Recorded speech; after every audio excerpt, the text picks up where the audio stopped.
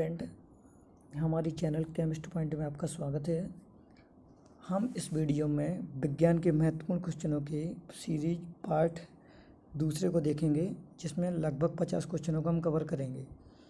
तो स्टार्ट करते हैं पहले क्वेश्चन से। आधुनिक चिकित्सा का जनक किसे कहा जाता है? तो आंसर हो जाएगा हिप्पोक्रेटस। दूसरा क्वेश्चन, एंटीसेप्टिक द्वारा चिकित्सा का आविष्कार किसने किया था? तो आंसर होगा जोसेफ लिस्टर द्वारा। तीसरा हो जाएगा, कौन पूर्तिरोधी शल्य चिकित्सा के प्रवर्तक थे? तो आंसर होगा जोसेफ लिस्टर। चौथा क्वेश्चन हो जाएगा, रक्त समूह की खोज किसके द्वारा की गई? तो आंसर हो जाएगा कार्ल लैंडस्टीनर द्वारा।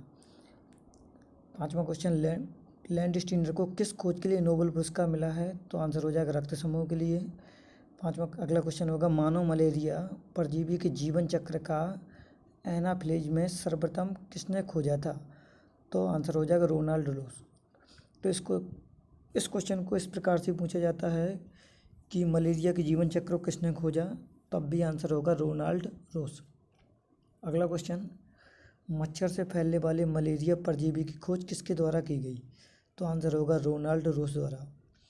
मानव शरीर में रक्त परिसंचरण की खोज किसके द्वारा की गई? तो आंसर होगा विलियम हार्वे।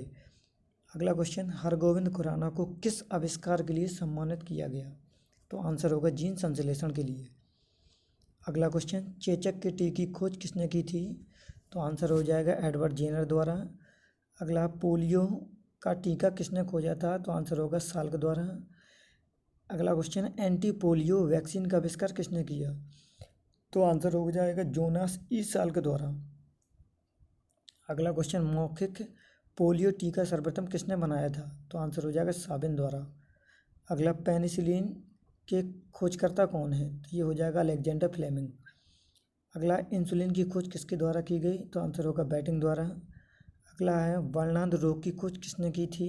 तो आंसर होगा जॉन डाल्टन द्वारा। अगला हो जाएगा, कैस्कोग्राफ के आविष्कारक कौन है? तो आंसर होगा जगदीश चंद्र बोस। अगला क्वेश्चन हो जाएगा, रेबीज के टीके की खोज किसके द्वारा की गई? तो आंसर होगा लुई पास्चर द्वारा। वैक्सीन की खोज किसके द्वारा की गई? तो आंसर होगा एडवर्ड जेनर द्वारा। अब हम देखते हैं जंतु जगत के वर्गीकरण से कुछ इंपॉर्टेंट क्वेश्चन। क्वेश्चन हो जाएगा, फोना का तात्पर्य किससे है? तो आंसर होगा जंतु। और अगर फना का पूछा जाए तो उसका हो जाएगा तात्पर्य पौधों से। अगला हो जाएगा, मानव जंतु विज्ञान नामांकन में किस भाषा का उपयोग किया जाता है? तो आंसर होगा लैटिन भाषा। पावो क्रिस्टेसस किसका वैज्ञानिक नाम है? तो आंसर होगा मयूर का।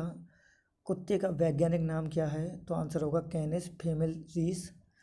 अगला है, अमीबा किसका उदाहरण है? तो संघ प्रोटोजोआ।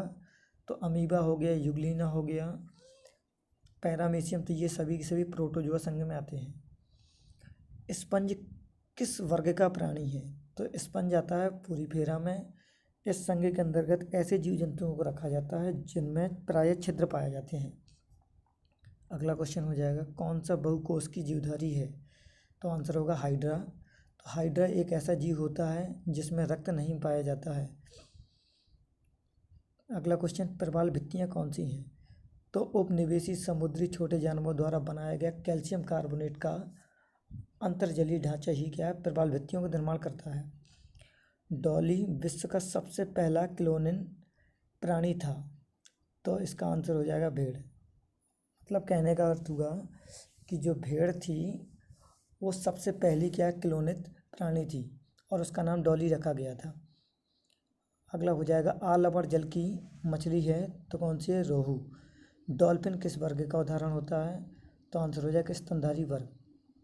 अगला क्वेश्चन हो जाएगा, सबसे बड़ा बच्चा पैदा करने वाली प्राणी कौन है? तो आंसर होगा ब्लू व्हेल। अगला होगा, विश्व में सबसे बड़ा और सबसे भारी स्तनधारी कौन सा है? तो आंसर हो जाएगा ब्लू व्हेल।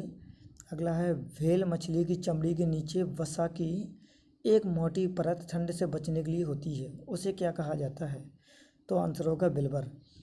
अगला क्वेश्चन होगा, तीक्ष्ण बुद्धि के लिए या तीक्ष्ण बुद्धि के कारण किस व्हेल को आसानी से प्रशिक्षित किया जा सकता है? तो आंसर होगा नील व्हेल को। हम जिस जाति से हैं वह कौन सी है? तो वह हो जाएगा होमो सेपियंस, अर्थात मानव का जंतु वैज्ञानिक नाम ही है होमो सेपियंस। नीलगाय किस जंतु परिवार का सदस्य है? तो आंसर हो जाएगा एंटीलोप परिवार। अगला क्वेश्चन हो जाएगा खच्चर किसका संकर होता है? तो आंसर होगा गधा और घोड़ी का। अगला है कौन सा स्तनधारी अंडे देता है? तो आंसर होगा डक बिल्ड प्लेटिपस। अगला है कुत्तों में गुणसूत्रों की संख्या कितनी होती है? तो आंसर होगा 78। और मनुष्य में गुणसूत्रों की संख्या होती है 46 अर्थात 23 जोड़ी। मानव किस प्रजाति संबंधित है? तो आंसर होगा होमो से, क्योंकि मानव का जंतु वैज्ञानिक नाम ही होमो सेपियंस। किस स्तनधारी के पास उड़ने के लिए पंख होता है? तो आंसर हो जाएगा चमगादड़। वह एकमात्र स्तनधारी कौन सा है जो खून पीकर जीवित रहता है? तो यह हो जाएगा रक्त जतुक चमगादड़। वह कौन सा एकमात्र स्तनधारी है जिसमें समकेंद्रित लाल रक्त कणिकाएं पाई जाती हैं? तो आंसर हो जाएगा मनुष्य और कुत्ता। अब हम देखेंगे जंतु ऊतक से संबंधित कुछ क्वेश्चन। तो नाभि रज्जु है तो भ्रूणी संयोजी ऊतक होगा। अगर रक्त की बात की जाए तो रक्त भी एक संयोजी ऊतक ही कहलाता है। अस्थि से अस्थि को जोड़ने वाला ऊतक कौन सा है? तो हो जाएगा स्नायु। अगर पूछा जाए पेशियों से पेशियों को जोड़ने वाला ऊतक कौन सा है? तो हो जाएगा कंडरा। अगला है किसकी कोशिका हिस्टामाइन स्रावित करती है? तो आंसर होगा संयोजी ऊतक। अगला किस प्रकार की एपिथेलियम की कोशिकाओं पर सामान्यतः सूक्ष्म अंकुर पाए जाते हैं? तो आंसर हो जाएगा स्तंभी। अब हम देखेंगे आनुवंशिकी से संबंधित कुछ क्वेश्चन। किस परीक्षण द्वारा बच्चे के माता पिता के बारे में पता लगाया जा सकता है? तो ये हो जाएगा डीएनए अंगुली छाप अर्थात डीएनए फिंगरप्रिंटिंग तकनीक द्वारा हम क्या है माता पिता का सही पता लगा सकते हैं, चोरी का भी सही पता लगा सकते हैं, जिस टेक्निक का प्रयोग आज के समय में सबसे ज़्यादा किया जाता है। बच्चे का लिंग निर्धारण किससे होता है?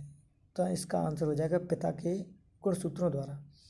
मानव पुरुषों में किस प्रकार के लिंग क्रोमोसोम होते हैं? तो आंसर हो जाएगा XY। अगर पूछा जाए स्त्रियों में कौन से क्रोमोसोम होते हैं? तो आंसर होगा XX।